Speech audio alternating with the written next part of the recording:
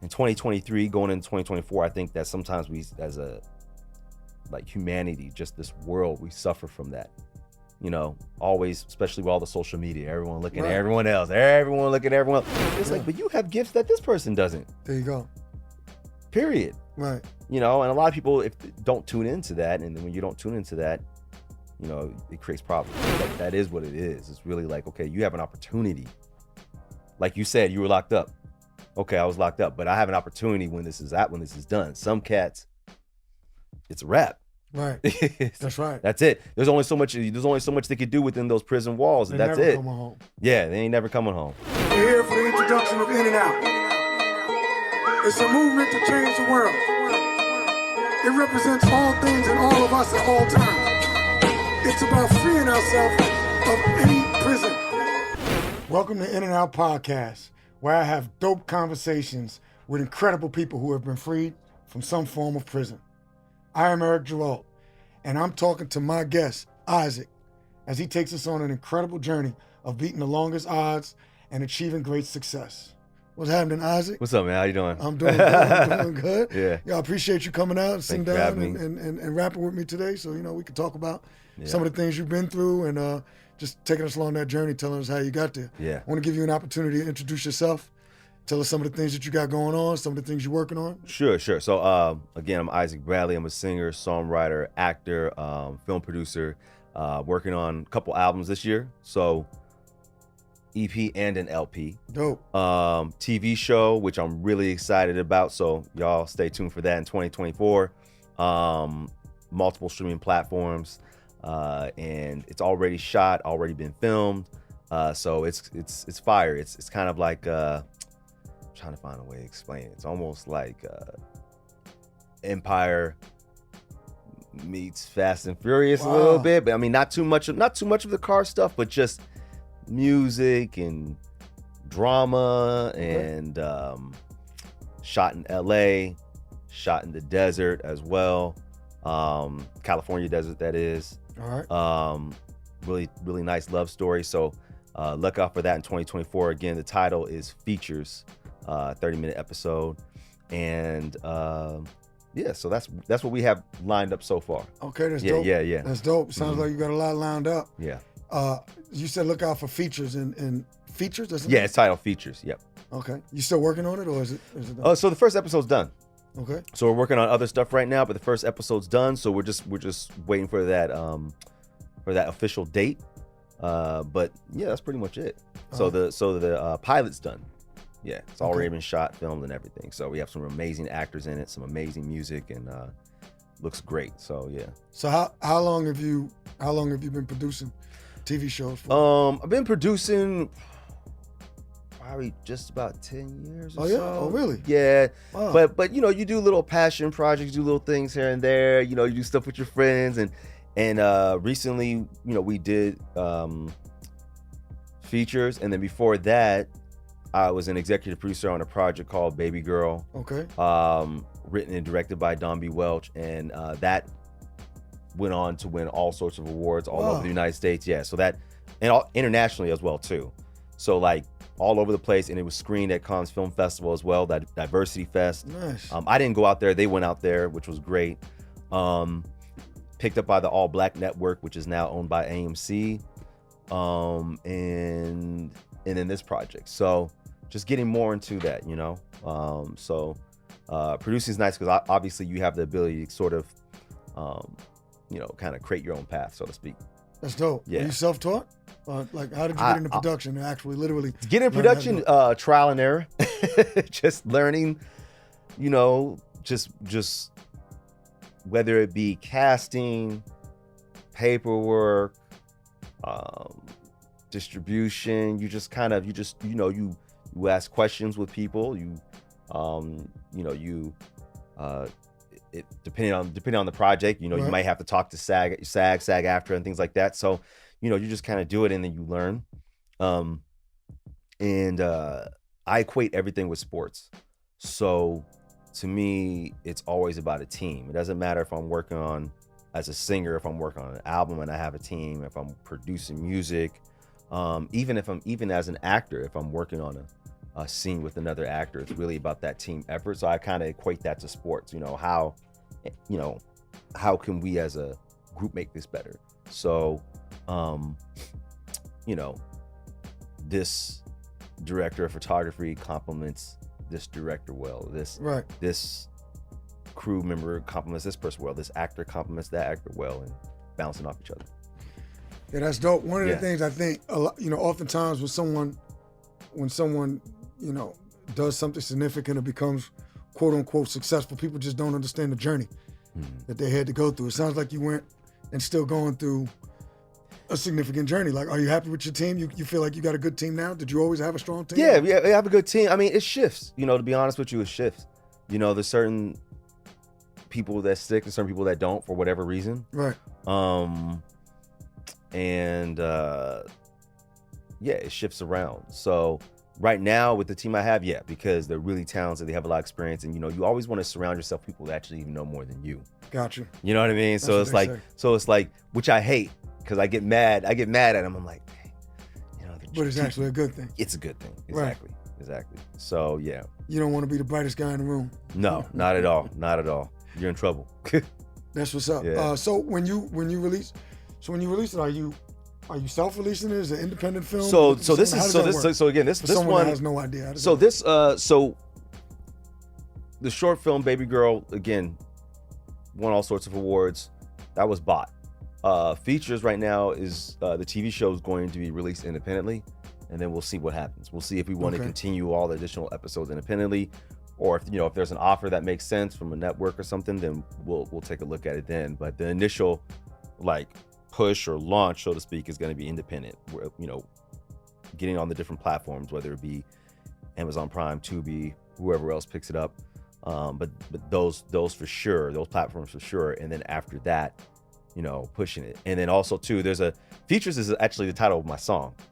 So there's a song titled, also. Again, so singer-songwriter. So my song was titled Features, which I kind of did a soft release back in the day, but I'm going to do a re-release at the same time, in addition to the music video. Okay. The music video has bits and snips from, not all of it obviously, bits and snips from the TV show. So it's a whole sort of package that's being pushed at the same time for 2024, beginning of the first quarter of 2024. That's dope. Yeah. So you said you started off as like a passion project. Mm-hmm. Was Baby Girl was the one that was bought, right? Well, Baby Girl was bought. Was that when you got I guess I'm trying to find out. This was bought a couple of years ago. Were you serious about it then, or was Baby Girl the passion project? So Don B. Welch, someone that I've been in, he's a renowned playwright. He's directed some TV. He's fairly known in the Black Hollywood. No. And I had known him for a while, since I first started acting, and had been in some plays. And I said, hey, I think I was watching something on TV. Again, going back to this podcast, right, about someone going through some hardships, and this woman was talking about how she had been molested. I said, wow, that's horrible. And I said, I really want to do something, whether it be contribute, time, energy, money, because I'm hearing about this sex trafficking and all this stuff.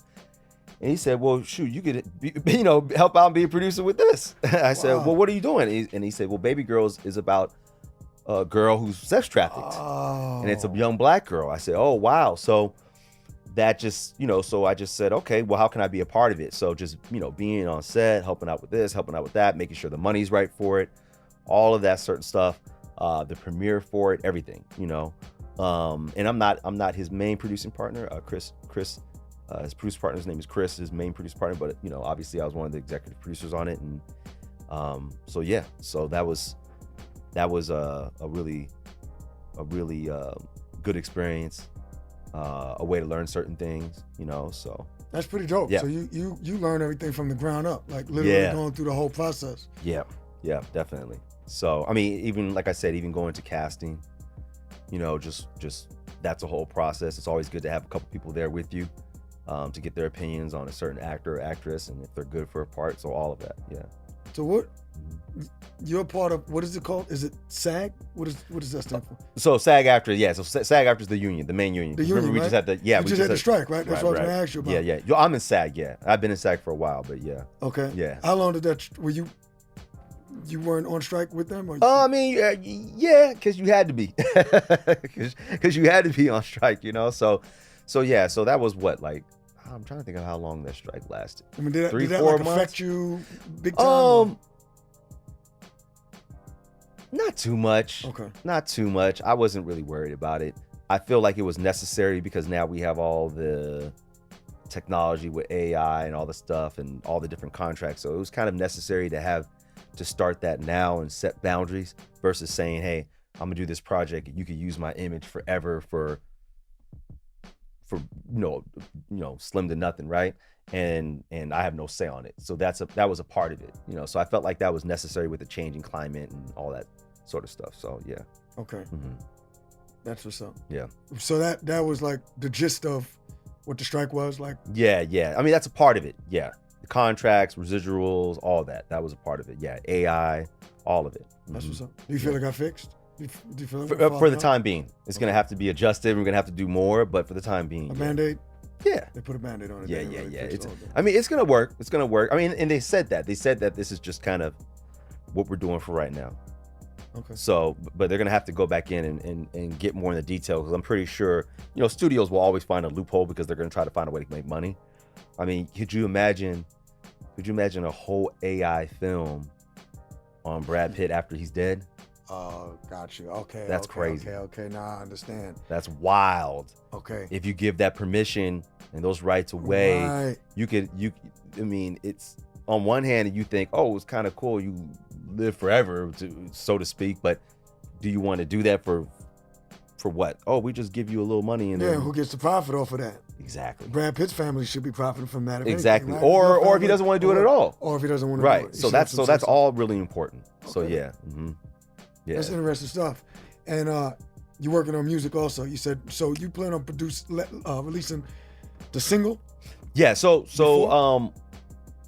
the single title features for the show. It's for the show specifically. Right, but it's tied into it. Yeah, that's going to be released in the new year. I don't have a exact date. Okay. And I'm working on an album. I'm working on like a promo EP, and then I'm working on an album that features will also be on. But the album probably won't drop realistically until probably like summer 2024. Yeah, so that's kind of what I'm looking at right now.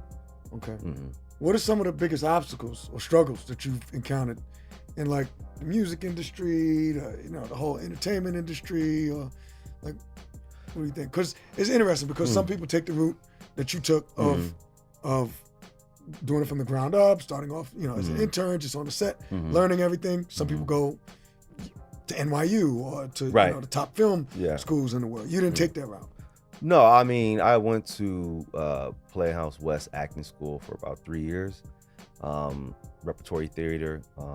They have like their own technique, predominantly Meisner. Meisner taught there a little bit before he died, which is like an acclaimed acting teacher. Okay, so you did take some. You did. Yeah, I did. I didn't do the whole. I know people who have went to Yale School of Drama, and NYU, and things like that. I never did any of that. Kind of like we were talking a little bit off camera. I had some. Always had a little bit of some family obligations. Dealing with some. Sick family members and things like that. So there's always a part of me that never really wanted to go away too far when it came to school. But I ask questions, so if I know someone has a certain education or background, I ask. Right. You know what I mean? To the point where I will take down notes. I've said, hey, can I meet you for coffee, and done this? Oh, okay. And I'm like, wait a second. So your teacher is the script reader for whoever famous actor, Denzel, Tom Cruise, whoever. Oh, well, teach me some stuff. Right, you know what I mean? Right. So that's how I've been. That's how really I've been able to learn stuff. Like my dad, he kind of raised me that way, where if you don't know, ask, right? So you do that. So that's what I've done. No, that's a good thing. Yeah. They say never be afraid to ask for what you don't know. Right. And so you've almost like created I don't know. I'm just really asking a question. Mhm, Like shit, many yeah. mentorships. Or Yeah. Don Little. Welch is his name. Yeah. So that's one person. And then I've had other teachers who have been, I don't want to say mentors, like on a personal level, but to where, like for instance, I remember back in the day at our class, you pay for your classes, you get to go once or twice a week, and they said, well, if you want to come in additional classes per week, you can. There's no extra cost. So I used to do that all the time, and I would just ask this question, that question. Oh, my teacher's doing a screenwriting class or script analysis. I would take it, and a lot of people overlook that stuff, but to me, it was important. So there's certain things that I do that I don't think about because the work was done. It's like shooting a basketball. It's like someone teaches you technique, and over a period of time, you don't really think about it because you've already learned it. Right. You've already learned to whether you have, like I do an outline before I write. Okay. In terms of a screenplay, I always do an outline. So there might be times where I sit on certain things for a while, and by the time it's time to, like with the TV show, I have a feature film script that I already wrote just in case it did become a movie. Oh, that's dope. And it only took me, a few weeks or a month to write that, but I was able to write it quickly because I already had an outline and that type of thing. Did somebody teach you to do an outline? Yeah, multiple people. So just flushing it all out beforehand, and then by the time you get to the computer screen, it just starts to flow. So yeah. That's dope. Mm-hmm. Are you from California? Yeah, from LA. Basically we pretty much like lived in the hood and went to the suburbs. So that's pretty much like really quick before like at a young age. So lived in LA, South LA, and then moved to the Inland Empire. So kind of all over LA a little bit, or all over Southern California. Okay. Yeah. Do you have siblings? Yeah, one. Okay. Yeah. How'd y'all grow up? Did you grow up with both your parents in the house? Yeah, we grew up with both. And my father, he was basically like a single parent because when I was young, my mother was sick. She got sick when I was probably like 8-9 years of age. Wow. Yeah, so she. Well, yeah. What did she suffer from? Yeah, so she had multiple sclerosis. Oh, wow. Yeah, so she got that, and right around that time, it went fast. So she stopped. She lost her ability to walk. Wow. Yeah, so it went pretty quick. So it was almost like having a single parent upbringing to an extent because physical, mental, just some of that stuff just declined for her. And then like we were saying a little bit off camera, unfortunately, later on in life, my father had a fall. Jesus. Yeah, and snapped his neck. And so at one point in time, I was kind of caregiving for both. I had moved back home for a little bit. I was caregiving for him. And then she was in a nursing home, so I would have to go see her, but I would also take her to her appointments and things like that because sometimes they couldn't, get someone to take her in time and things like that. So it was stressful. And I was doing that while still commuting to do plays and record music. That's yeah. No, that's commendable, yeah. Brother. So you were 8 years old when your mother was diagnosed with multiple sclerosis. Right about that, yeah. Mm-hmm. And then how many years was it before your father had a fall? I don't know, somewhere.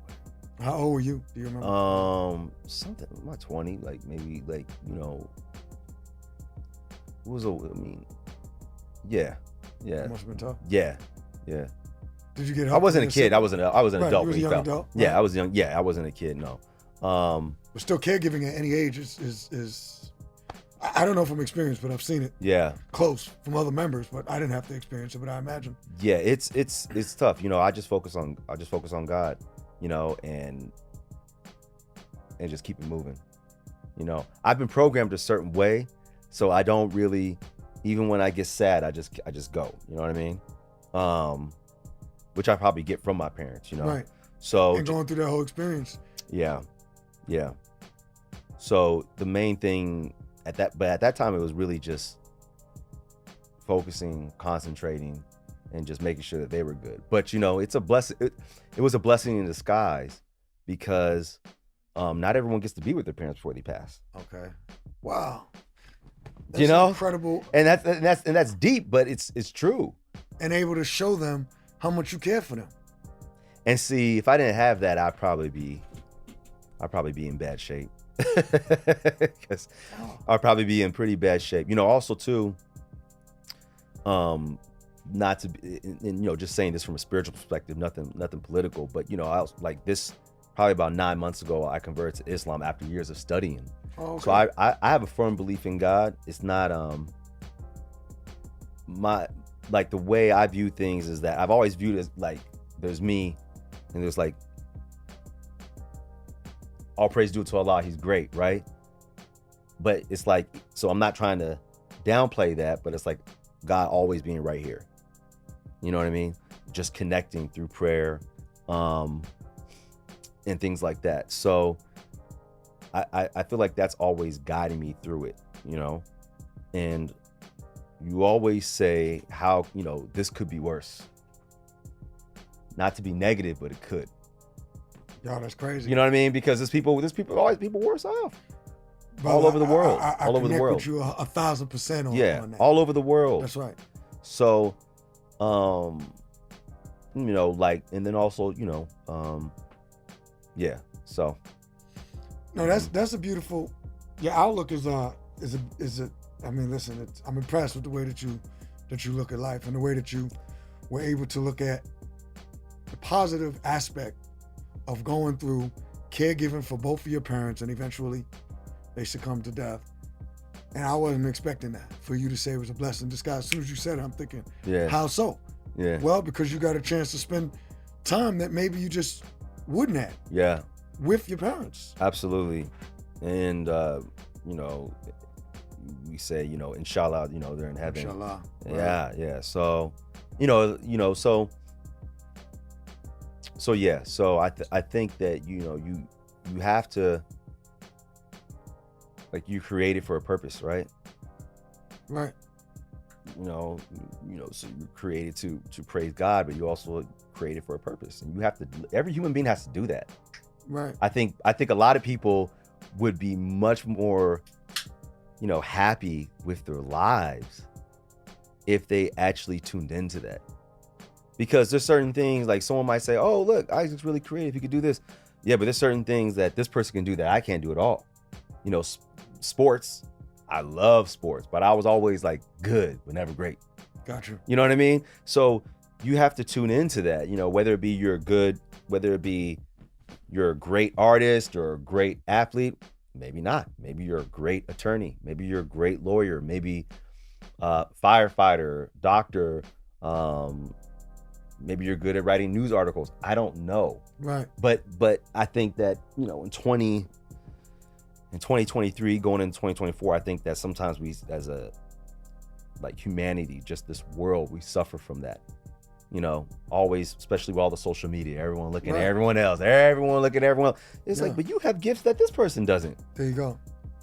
Period. Right. You know, and a lot of people, if don't tune into that, and when you don't tune into that, you know, it creates problems. Yeah, you're so right. And I guess, you know, maybe people don't know how.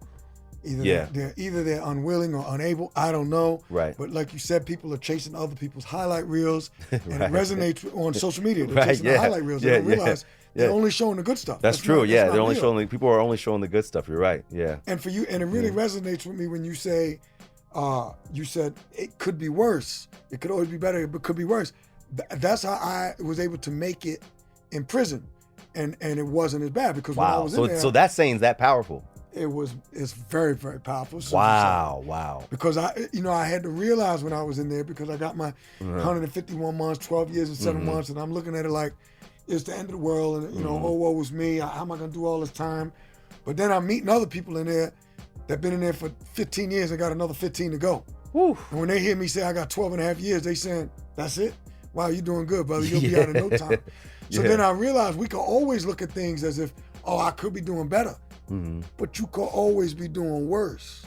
And that's the key. So it's just it's impressive to hear you say that. So true. I mean, and I guess that's probably a universal thing, like you said, where it's like, yeah, you know, you always say that. And then also too,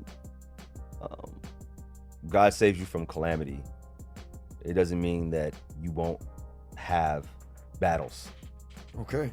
You know what I mean? It doesn't mean that things won't happen, but also too, you don't know. It's like someone gave a I forget who it was like some imam or something said something about how I really want to get to the door. I really want to get to the door. Oh, please God, let me get to the door. Let it get. And you're not even realizing there's a fire on the other side.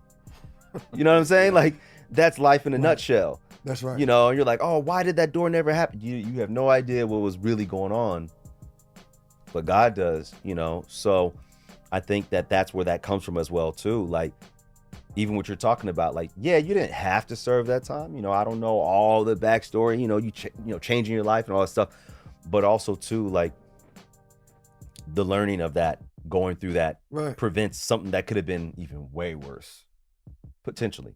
Right. But typically, yeah. Mm-hmm. Right, no doubt. Yeah, I mean, just like, we all go through our separate stories. I say, everyone has a story to tell, and I haven't been through that type of situation, nor have you been through my type of situation, but it's something that I'm sure that you were able to learn from tremendously, and I hear, at least that aspect of it sounds like that process is something that you experienced it, and you made it through. Yeah. And, it probably helps with other areas of your life, I would imagine. Definitely, yeah, definitely. And then also too, you have to, there's millions of artists worldwide who, even though you may want to have certain things done in your career, there's so many people who actually wish they were in LA right now and knew some of the people you know, right? You know what I'm talking about? Of course. Like, there's people literally all over the world who wish people, going through wars and famine all over the world, wish they were here right now. Right. Even though your standards are, because someone who knows someone, or this person who's like a big movie star or whatever. That's right. But there's people who wish they were here right now. That's right. And that's about recognizing, being intentional about being grateful for the things that you do have, like you said. Yeah. And like you mentioned, like, it's a big world out there. A lot of people going through a lot of things. A lot, yeah. And that keeps you motivated to go as an artist. Like, the days you don't feel like writing, like, you have a gift, use your gift. The days you don't feel like singing, the days you don't feel like acting or whatever it may be, it's like, well, I'm sure my mom had even more dreams before she got sick, right? Wow. That in and of itself is a morning slap in the face. You know what I mean? It is. And and just people that I've known, and certain things they've been through, and so you got to think about that, and that's gonna just keep you going. Like, someone was talking about that in a podcast a while ago. I think it's called Continue Fight, but yeah, that's what it's called. But I remember he said something similar about something happened with his mom and that trigger, and that getting you to move, and really, that does come down for just being grateful, really, right? On the basic level, regardless of what this person's, brother, sister, family member, or whatever it is that motivates you, is really that being great. That is what it is. It's really like, okay, you have an opportunity. Like you said, you were locked up. Okay, I was locked up, but I have an opportunity when this is done. Some cats, it's a wrap. Right. That's right. That's it. There's only so much they could do within those prison walls, and that's it. Coming home. Yeah, they ain't never coming home. Period. So if you look at it that way, you say, okay, let me go ahead and get through this. Right. And it almost sounds like, to me, you even recognize the blessing. Okay, I'm in this situation, I'm going through what I'm going through, but it's a blessing that I can be here to take care of my parents. What if I wasn't in this situation to be able to take care of them? And I didn't understand that immediately until you hear stories about people saying, they weren't able to be there. So then you imagine, like, could you imagine? Yeah, what if you had some major contractual obligations with a studio? Right. You're halfway filming a Marvel movie or something that's huge, and they're really like, we're already halfway through it. We really can't replace you. Wow. You see what I'm saying? Yeah. Like, think about it that way. That, like, like, wow, dang.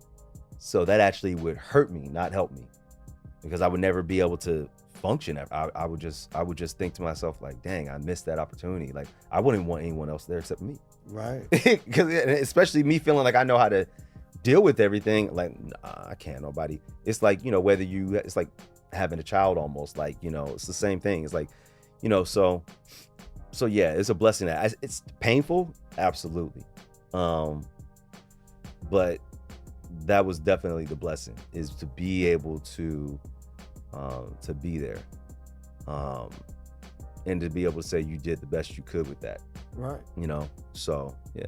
And even projecting and putting yourself in that situation. What if that was you? How much more would you want to have one of a child or a parent or a loved one to be able to be there and take care of you? I mean, could you imagine if they had to like be in, some hospital or some home with, with no one ever there to take care of them. Yeah, no one ever there. No one ever there. Yeah, it happens all the time.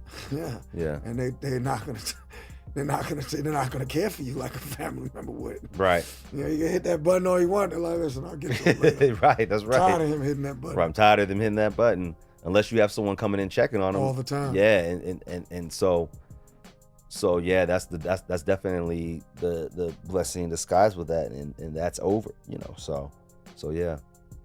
So I think that's the way you have to look at it. And it informs different things.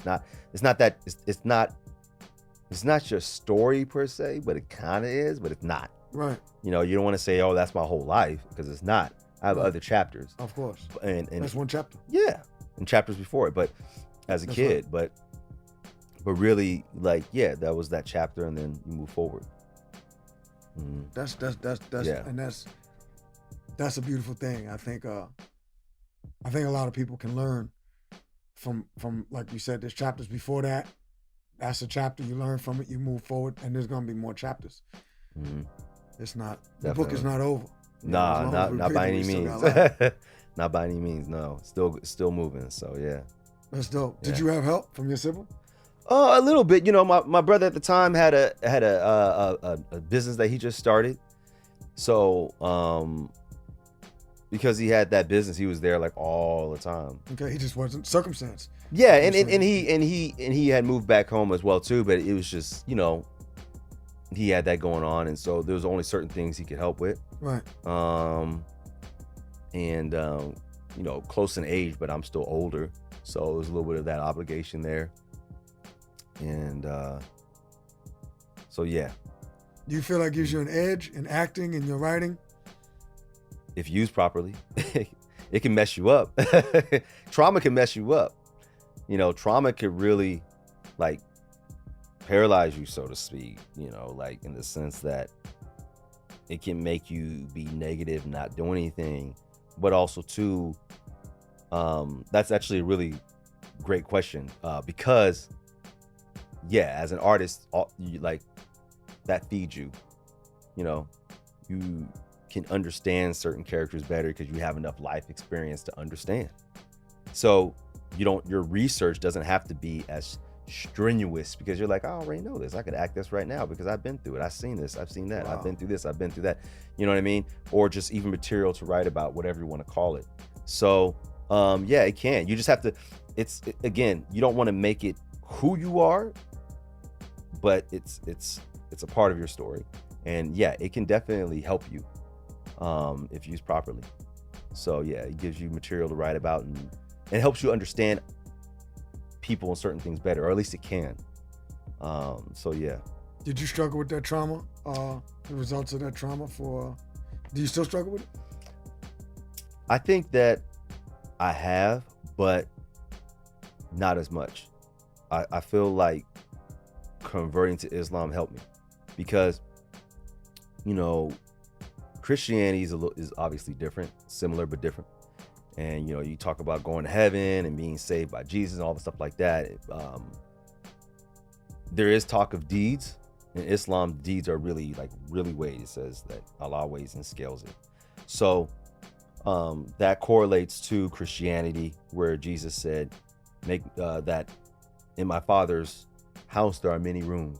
Not all will be seated right next to the next to the Father." Right. So basically what that means is levels. So distinctly in Islam, you have seven. It's called seven heavens. Okay. And in the gospel, there's a mention of seven heavens, not by Jesus, but by someone else. But the point is that there's a distinction made even more specifically in Islam. So anytime someone suffers tremendously and they didn't do anything wrong, and if they have a relationship with God, you say, okay, inshallah, grant me high ranking, you know? So even though she wasn't Muslim, if you're a Christian who practices it right, you know, God wills what he wills, right? So I still believe that, you know, inshallah, that they're in heaven, both of them, you know. The sacrifice that my father made for my mother while he was alive, taking care of her, and then what she went through, right? So as far as I'm concerned, I can't say for certain, but as far as I'm concerned, I'm like, okay, they're in paradise. Right. You know what I mean? So that helps you because, you know, this life, this dunya is our shortest life. Okay. God created us before. We have this life for our purpose, testing, and the next life. The next life is the longest one. So, so that helps ease pain. There's still going to be some pain because you have, especially you have specific moments, but that helps. You know what I mean? So you have the ability to kind of look at it from that perspective and say, okay, you know, as they say, they're not suffering anymore. Right.